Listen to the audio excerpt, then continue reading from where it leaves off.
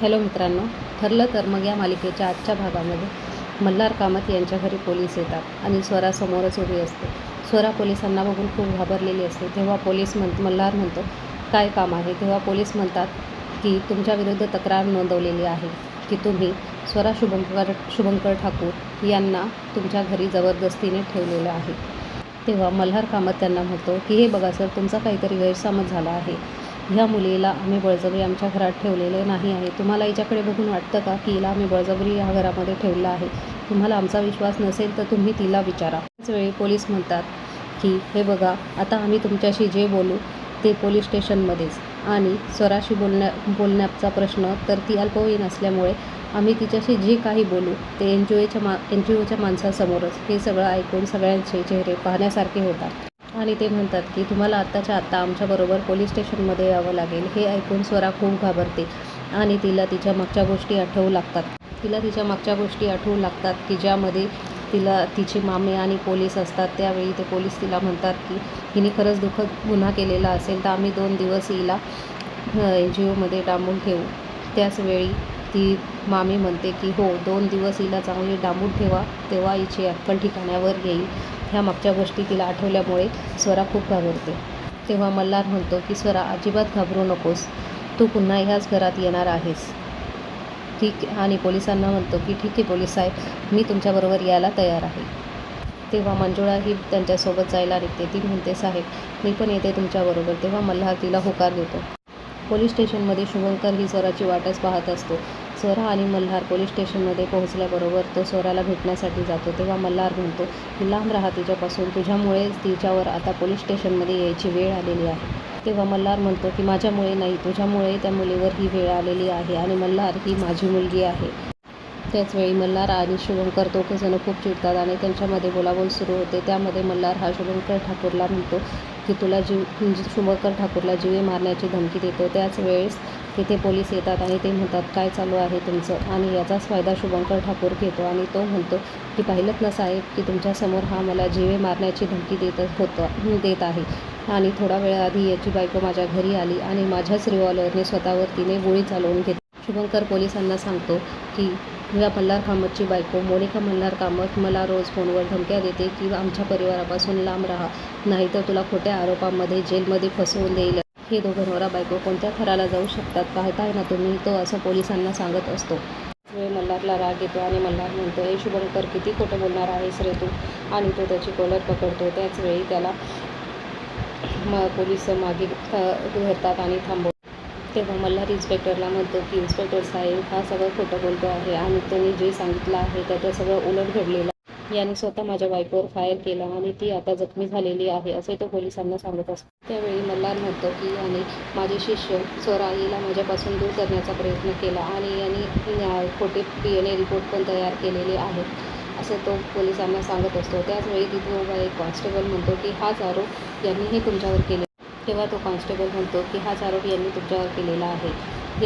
ही स्वरा मोठी सेलिब्रिटी झाली म्हणून तुम्ही तिला तिच्या वडिलांबरोबर येऊ देत नाही, असा आरोप त्यांनी तुमच्यावर केलेला आहे.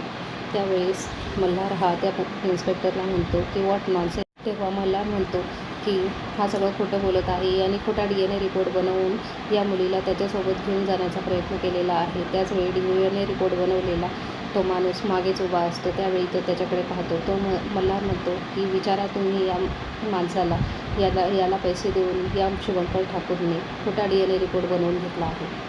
त्या माणसाला समोर बोलवल्यावर DNA रिपोर्ट बनवणारा तो माणूस म्हणतो की सर, मला माहीत नाही की हा DNA रिपोर्ट खरा आहे की खोटा आहे. याचा लिखित अर्ज मी आधीच पोलिसांना दिलेला आहे. तो म्हणतो की मी या लोकांना आधी कुठे भेटलेलोही नाही आहे आणि या लोकांना मी आधी कुठे पाहिलेले नाही आहे.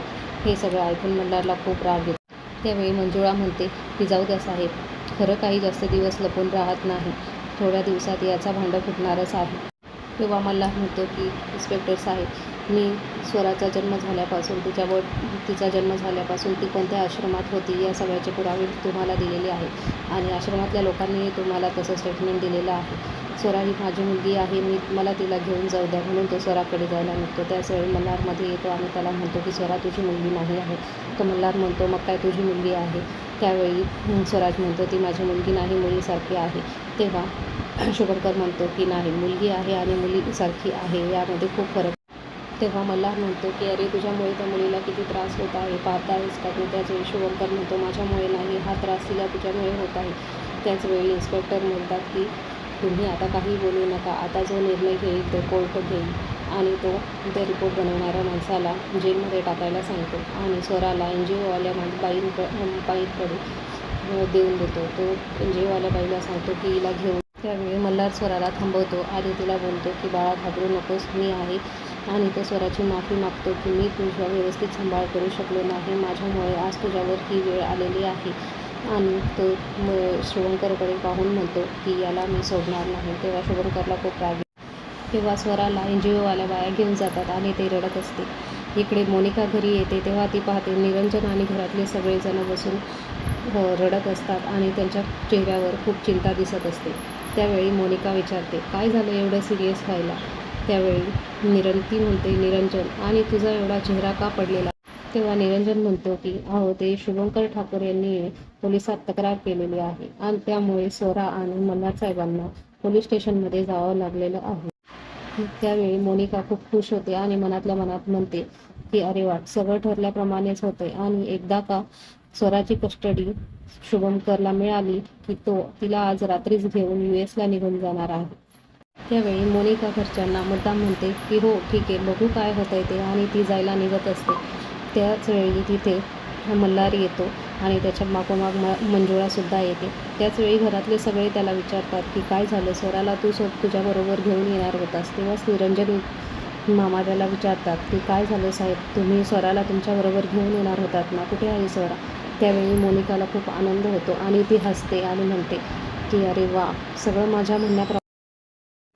तेव्हा क्षमावहिनी विचारतात की अहो सांगा काय झालं ते, इथे आमच्या सगळ्यांचा जीव टांगणीला लागलेला आहे. मात्र मोनिका मात्र. त्यावेळी मल्हार सांगतो की पोलिसांनी स्वराला NGOमध्ये पाठवले आहे, म्हणजेच सामाजिक संस्थेमध्ये पाठवलेले आहे. हे ऐकून सगळ्यांचे चेहरे पडतात आणि मोनिकाही खूप घाबरते.